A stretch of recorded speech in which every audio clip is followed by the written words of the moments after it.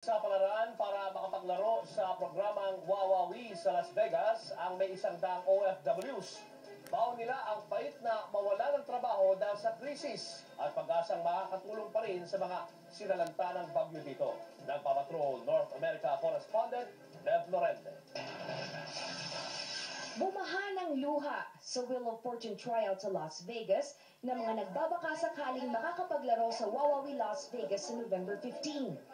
Sila'y mga Pinoy na natanggal sa trabaho dahil sa paghina ng ekonomiya ng Amerika. Gaya ni Aling Emilia mula sa California na foreclose ang bahay niya nang wala na siyang maipambayad.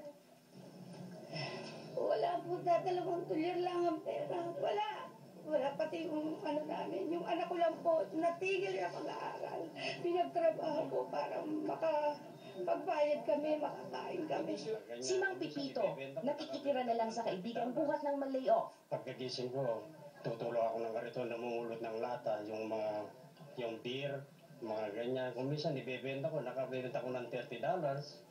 Si Aling Leonicia, namatayan pa ng apo dahil sa bagyo sa Pangasinan. May araw ho doon, ililibing na nila.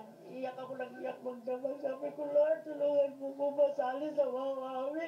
Ano naman ang magkaroon ng kunting pera? Ibibigay ko sa apo ko. Tawawa naman yung apo ko. 6 lang ang pipiliin ng Wawawi para makasali sa Wheel of Fortune. Ang iba, may pagkakataong maglaro sa pera o bayong. Iisa lang ang layunin ng mga kababayan natin ng audition para sa Wawawi Las Vegas. Ito ay ang mapabilang sa mga maglalaro at umaasang mananalo nang sa gayon sila'y makatulong sa kanilang pamilya sa Pilipinas na sinalanta ng bagyo.